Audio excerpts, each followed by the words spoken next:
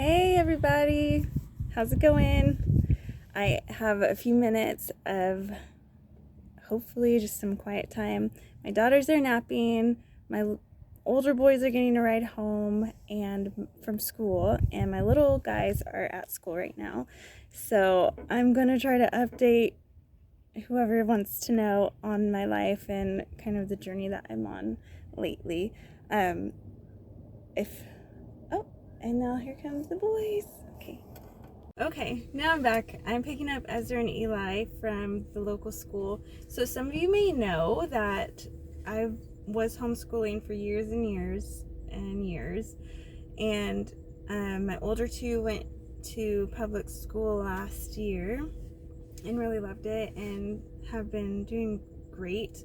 And Ezra and Eli were still being homeschooled, but I just was feeling like overwhelmed and like that they weren't getting what they needed, and all of the kind of just, I don't know, just having twins is tough. So having twins and trying to homeschool a second grader and a third grader just I wasn't doing well. So, and they weren't getting the best of what they deserve. So in October, I enrolled them in the local school and they love it, and it's been going really well. So I'm in the car line.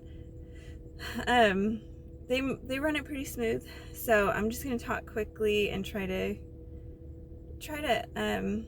get out some of the things that are on my heart. So I have been wanting to share about my journey with grief so far with my mom's death. So she died a month ago, and it's been surprisingly painful. Like I knew I would be mourning, but I felt like, because we weren't that close, maybe it wouldn't be as hard, or because I've spent so much time in therapy and kind of have been grieving for like a long time, maybe it wouldn't feel so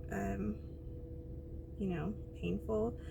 But lo and behold, the death of a mother is significant, and I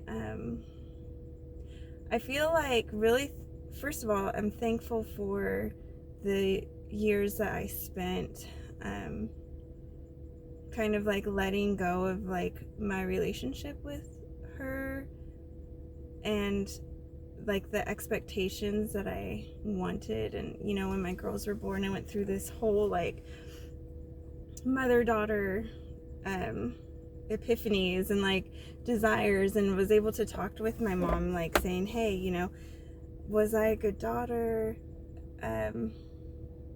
Like, could we be closer? Like, stuff kind of in that vein. But I think I came to grips with like the way that she raised me was the best that she could do, right? It's the saying. I really don't like that saying that people are doing the best that they could do because I feel like we can, like, as we grow aware of our issues, that we have a choice to like change those issues, like, and kind of like humble ourselves with our issues. But I do have a lot of like mercy and forgiveness towards her, knowing that she herself went through a lot of pain, and then her as a mother was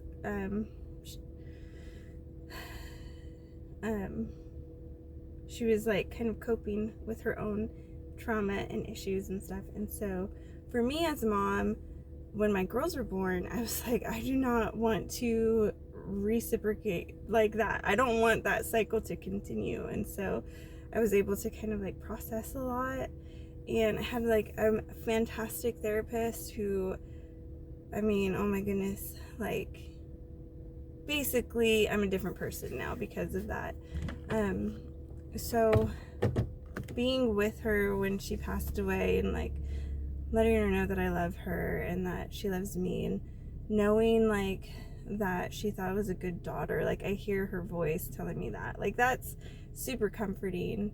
And as the waves of grief come, I just sit in it and I'm sad about it. And there have been times when I want to just like go to bed or not really wake up, right? But I can't because I have 6 kids. Like, But I feel like my family has created space and made space for me to just chill out, and I'm really thankful for that. Like, there's a lot of peace in my house right now, and just in my schedule and in my life. Like, there's just I'm embracing it.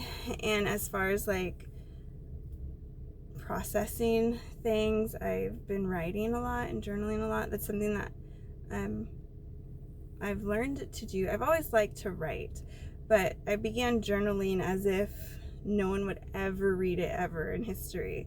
And it's allowed me to be super honest and vulnerable, like with myself, with God, with being, and then afterwards, like there's times where I've like ripped up or shredded what I just wrote down, because it's literally for me and my soul and my heart to kind of connect and integrate like my mind to my heart, and what I'm thinking, what I'm feeling, and how I'm processing. And it's not meant to, just talk about my day or something. Or like as a diary of like, this is what I did today. No, it's like real soul depth. And so that's helped me a lot. And I went to one group counseling, like grief session, and it was like beautiful. It was obviously like gut wrenching and like heart shredding, right? Because these wonderful people, it was put on through the hospital, like the hospital chaplain or hospital counselor through hospice. Like they were offering this. So if your loved one has died recently, there might be just like free support for you, like through the hospital or through their hospice care or something. But it was just a Zoom call. I did not know what to expect, but each person got to share whatever was on their heart. And I mean, I just wept for like an hour and a half listening. And then when it was my turn to share, there's always like the option not to share, but I felt so heard and understood. And like, just basically, I feel like death gives us an opportunity to recognize our life, and like the impact that we have. And I know when my brother died, it propelled me to, he passed away in 2017, and it kind of like motivated me to like, okay, go to school, try to help people, get a degree, I feel like sometimes I can get really comfortable in my space and with my own kids and family, but it was like, no, like go and try to help the world, try to be like a contributing member to society. So I'm still chugging away very slowly at that goal. But like with my mom's passing away, and even before, like I talked about, like when my daughters were born and that whole mother-daughter thing, it's kind of propelled me to really like take stock of the impact that I have as a mom on my children, and just kind of the life that I want to lead for my family and with my spouse and stuff. And so anyway, it's been surprisingly painful, at times disappointing, because I'm like, haven't I grieved enough?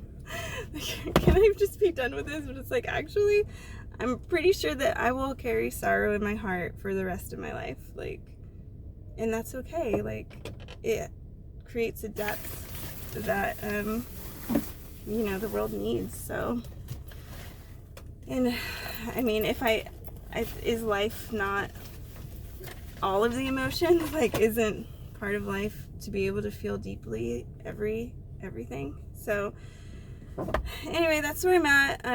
This was the first month like without a text or a call on the birthdays for Ezra and for Eli, or for Jasher. This was the first month that we would just mostly text each other. So, but no like Happy New Year texting, or I didn't get to send her any pictures. But the journey will continue, and I know it'll go up and down, but I'll continue with for now just like feeling the feelings when they come and sitting in them and not trying to escape them. I think in the past I would try to escape those like painful things, but it's actually a blessing to feel them and release them. So okay, my little guys are coming, And I'm gonna put some pictures and videos at the end. Okay, bye.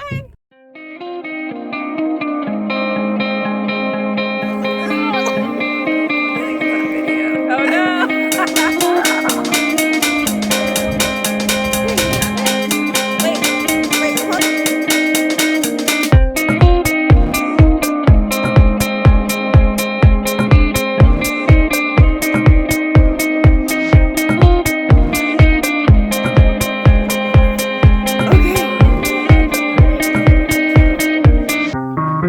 It's starting to accumulate. Oh my goodness. I hope we have bread and milk.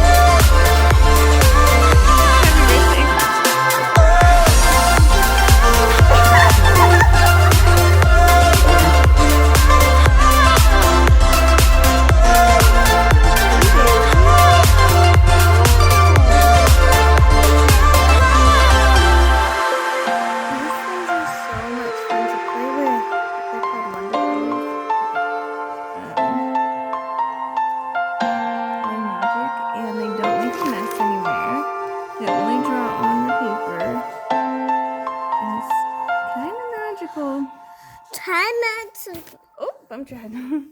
You okay?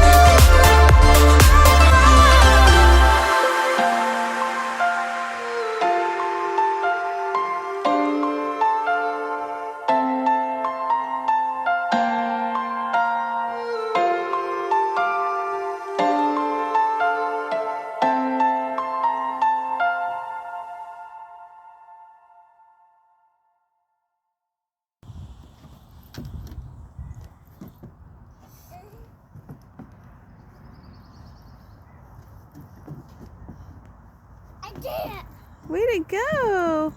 I did it, Mom. I did it. You did it. What a girl. What a girl. I did it. All right. Yes. Good one. I did it. You want to do it again?